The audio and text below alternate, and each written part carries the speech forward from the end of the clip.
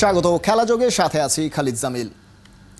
বিশ্বকাপের ঠিক আগ মুহূর্তে টি-20 স্কোয়াড থেকে বাদ, কিন্তু এই বাদ পড়াটাকেই ইতিবাচক হিসেবে দেখছেন মেহেদী হাসান মিরাজ। টি-20 দলে না থাকায় লম্বা ব্রেক, এবছর এক গাদা টেস্ট ম্যাচ, তাই বড় ফরম্যাটের জন্য মিরাজ বড় প্রস্তুতি নিতে চান।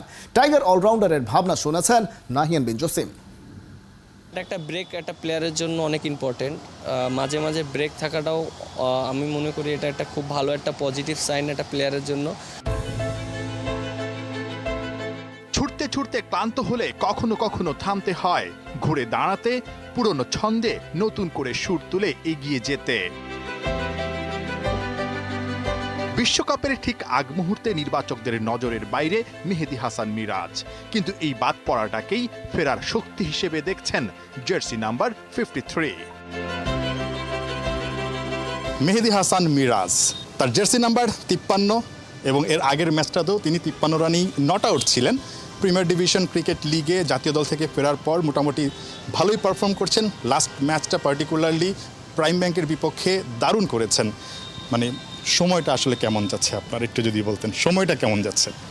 আলহামদুলিল্লাহ, আপনি দেখেন যে প্রিমিয়ার লিগ খেলছি, অনেক গরম, খুবই গরম পড়েছে, তার ভিতর প্রিমিয়ার লিগ খেলছি, খুবই ভালো লাগছে। এবং লাস্ট ম্যাচ যেভাবে ব্যাটিং করেছি খুব ভালো লেগেছে লাস্ট ম্যাচটার ব্যাটিংটা।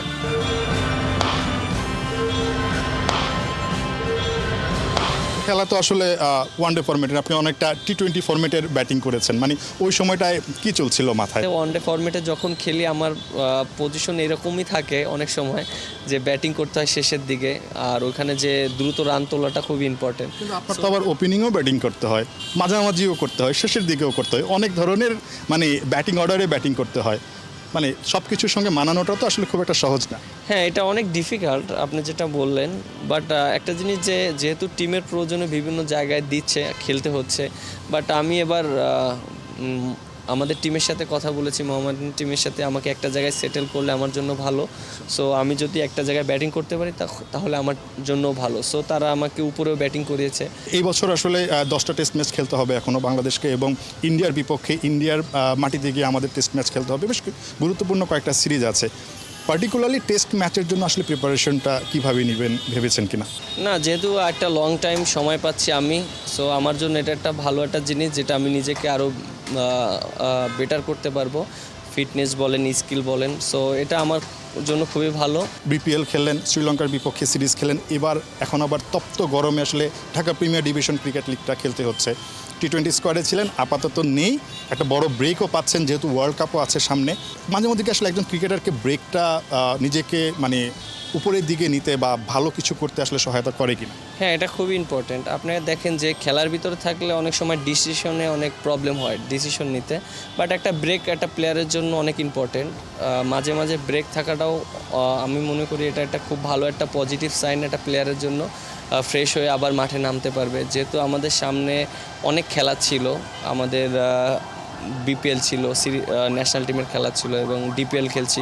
সো মাঝে মাঝে ব্রেক নেওয়াটা খুব ইম্পর্টেন্ট একটা প্লেয়ারের জন্য। বাট আমার কাছে মনে হয় শারীরিক ফিট থাকাটাও ইম্পর্টেন্ট, আর এই ব্রেকগুলোতে শারীরিকভাবে ফিট থেকে এবং ফিটনেসের কাজ করে ভালো মতন আবার আসা যায়। নাহিয়ান বিন জসিম, 71।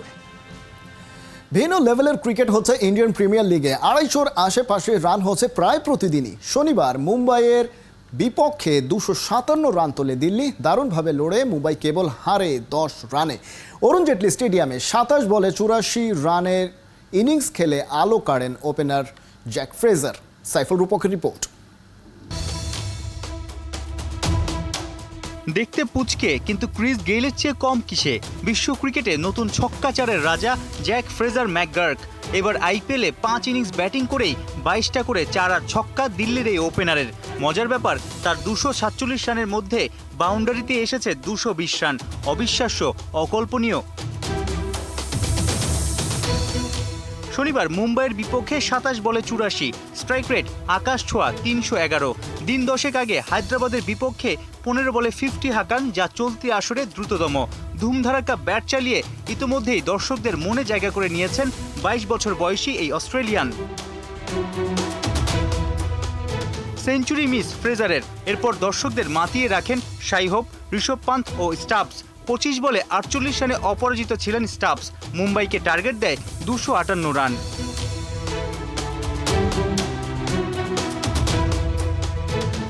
টস জেতা মুম্বাই আগে ফিল্ডিং নিয়ে বড় বোকামিটাই করেছে।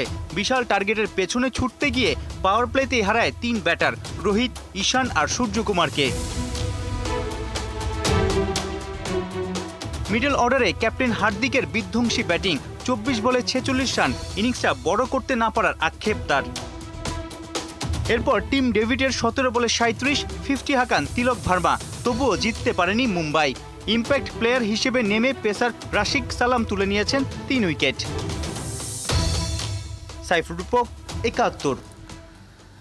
পুরনো ঐতিহ্যতা আবার ফিরিয়ে আনতে চায় মোহামেডান স্পোর্টিং ক্লাব। এবার শিরোপার কাছে গিয়েও ছিটকে পড়ার আক্ষেপ মতিঝিল পাড়ার ক্লাবটার। তবে পরের সিজনে শিরোপা তুলে ধরতে দৃঢ় প্রতিজ্ঞ ক্রিকেটাররা। ক্লাব কর্তারাও জানালেন ভবিষ্যতে শক্তপোক্ত একটা দল গড়তে হবে। নাহিয়ান বিন জসিমের রিপোর্ট।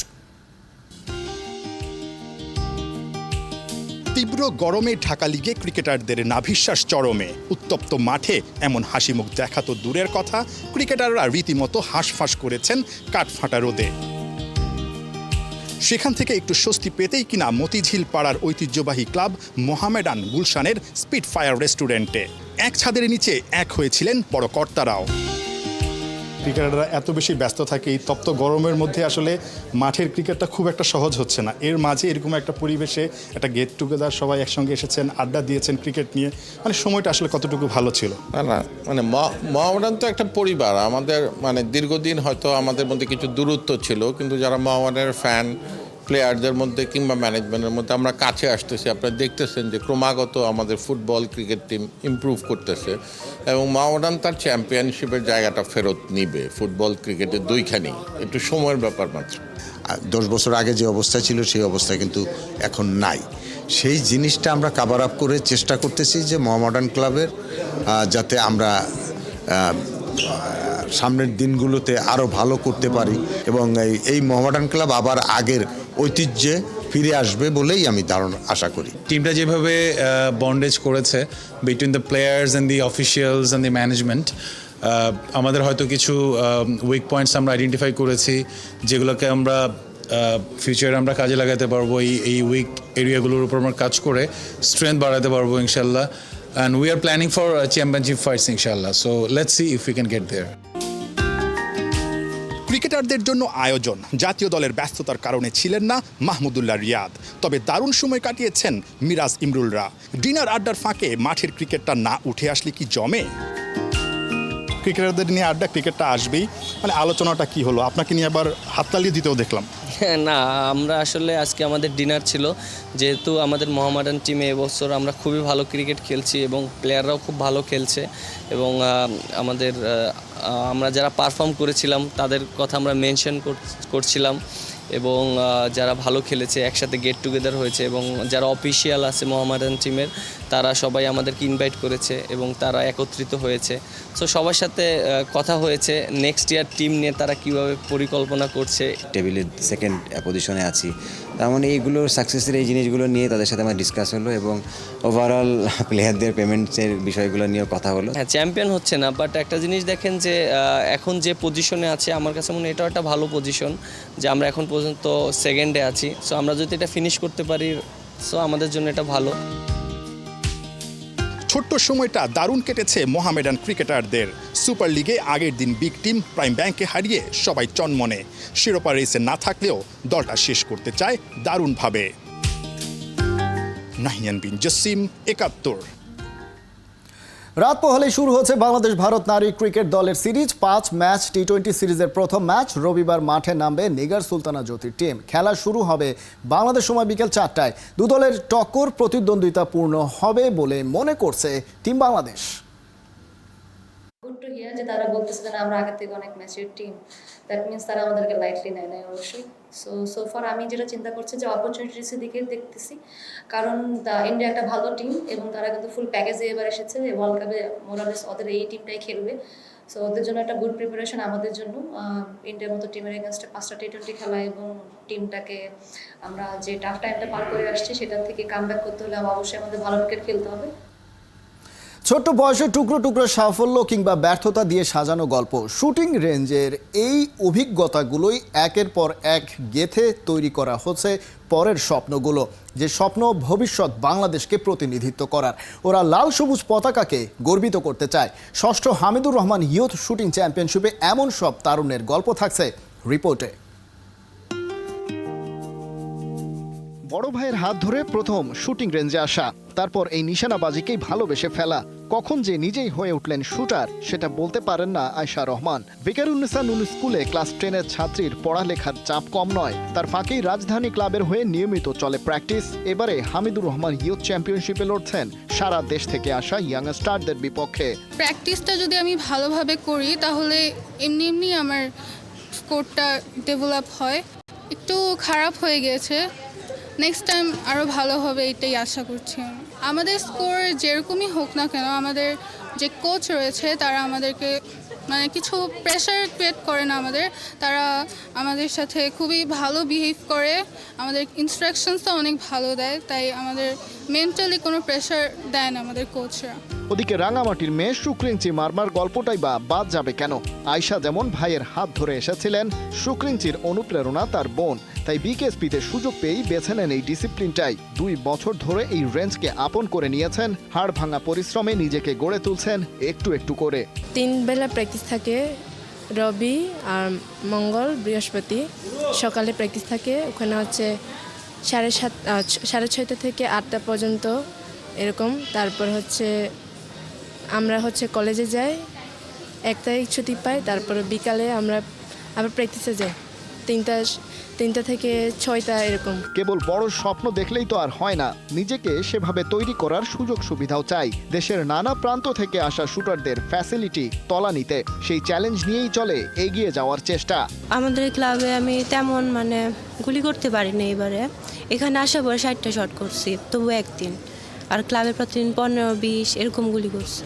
তারুণ্যে সাজানো এই শুটিং রেঞ্জ থেকেই গড়ে উঠতে পারে আগামীর বাংলাদেশ স্কোয়াড। প্রতিভাবান শুটার তুলে আনার পাশাপাশি আন্তর্জাতিক লড়াইয়ের জন্য তাদের তৈরি করার কাজটাও সহজ নয়। শুটিংয়ের কর্তা ব্যক্তিরা সেটা কতটা ভালোভাবে পারছেন? সাম্প্রতিক সময়ে ইন্টারন্যাশনাল শুটিং সার্কিটে লাল সবুজের ধার কমে যাওয়া অবশ্য ইতিবাচক কোনো বার্তা দিচ্ছে না। খালিদ জামিল, 71। আইপিএলে সানরাইজার্স হায়দ্রাবাদের সাথে ম্যাচের আগের দিন অনুশীলনে ছিলেন না বাংলার মোস্তাফিজ। তবে কি নাম কাটা পড়েছে ধোনির একাদশ থেকে? মোটেই না। অধিনায়ক ঋতুরাজ, শিভাম দুবে সহ অনুশীলনে ছিলেন না অনেকেই। ক্রিকেটারদের একটা বড় অংশকে বিশ্রামে রাখার কারণ জানিয়েছেন চেন্নাইয়ের ফিল্ডিং কোচ রাজীব কুমার। তবে দীর্ঘ সময় নেটে ব্যাটিং করেছে মহেন্দ্র সিং ধোনি। ভারতের চেন্নাই থেকে অর্ণব বাপির রিপোর্ট। দুর্দান্ত ঢঙে আসর শুরু করা চেন্নাই সুপার কিংস এবার অনেকটা নতজানু। ঘুরে দাঁড়ানোর বদলে খেয়েছে টানা 2 হোঁচট। যদিও সবকিছু শেষ হয়ে যায়নি এখনো, ধ্বংসস্তূপে রক্ত গোলাপ ফোটাতে পারলেই ফের কিংসদের মাথা হবে উঁচু। সেই সামর্থ্য অবশ্য চেন্নাইয়ের আছে। রাজাদের রাজার মতো প্রত্যাবর্তন করতে আছেন এক মহারাজ, বিশ্ব ক্রিকেটে যিনি ক্যাপ্টেন কুল, আর আইপিএলে মহা গেম চেঞ্জার। গত মৌসুমেও যিনি তুড়ি মেরে সবাইকে উড়িয়ে দিয়ে নাটাইয়ের আঙুল টেনে উড়িয়েছেন সফলতার ঘুড়ি, এবারও 42 ডিঙানো হাতেই তিনি ব্যাটকে বানাচ্ছেন তরবারি। টর্নেডো তুলে প্রতিপক্ষকে দিচ্ছেন ঘাবড়ে। ম্যাচের আগেও তার ব্যতিক্রম হলো না, নিজেকে সানিয়ে নিলেন মহা অস্ত্রে। ফিজের বলের ধারে খানিক বিরতি, বাকি বলাররাও পুরোপুরি ইম্প্যাক্ট ফেলতে পারছে না। অন্যদিকে একরকম জ্বলছে সানরাইজার্স হায়দ্রাবাদ। তাদের ব্যাটাররা যাকে হাতের কাছে পায় তাকেই করে কচু কাটা। তবুও আছে কথা, ফিজের মেন্টর ধোনি তো কাটা দিয়ে কাটা তুলতে জানেন, বোঝেন কোন মন্ত্রে সব পরিসংখ্যান উল্টে ফিরে আসতে হয়। হায়দ্রাবাদের সাথে ম্যাচের আগের দিন মোস্তাফিজ বিশ্রামে থাকলেও ঠিকই থাকবেন শুরুর একাদশে। Very skillful bowler. But most of it not practiced today, so he is in best 11? Yes. But not practicing today. Playing 11 will decide tomorrow, but he is one of our main bowlers. Yeah, he had a good practice yesterday. So we decide playing 11 according to the pitch. So all our 25 players are main players, so it's no difference. Point টেবিলের ব্যবধানটাও বেশ, হায়দ্রাবাদ যেখানে 3-এ, মাহির দল সেখানে 6-এ। তবে 8 ম্যাচে হায়দ্রাবাদ জিতেছে 5টায়, একই সংখ্যক ম্যাচে ধোনিরা হেরেছে 4টায়। মারকুটে বাঘা ব্যাটারের বিপরীতে ধোনির সম্বল, প্রজ্ঞা আর ঠান্ডা মাথার কৌশল। এবার লড়াইটা হবে তাই মাথা আর ব্যাটে। দেখা যাক আসলে কে জেতে। এই ম্যাচটা মুস্তাফিজের জন্য খুব গুরুত্বপূর্ণ, আত্মবিশ্বাস ফিরে পাওয়ার জন্য। লখনৌর সাথে যেটা হয়েছে আগের যে ফর্মটা আইপিএলের শুরুর দিকে যতটা ইকোনমি ছিল মুস্তাফিজ, যেভাবে উইকেট তুলে নিচ্ছিল প্রতিটা ম্যাচে, সেই মুস্তাফিজকে কিন্তু ফিরে পেতে চায় চেন্নাইয়ের সমর্থকরা, বিশেষ করে বাংলাদেশের সমর্থকরাও। কারণ এবার এই আইপিএলে চেন্নাই সুপার কিংসের হয়ে মুস্তাফিজুর রহমানের কিন্তু বাংলাদেশের একমাত্র প্রতিনিধি। অর্ণব বাপি, 71, চেন্নাই, ভারত।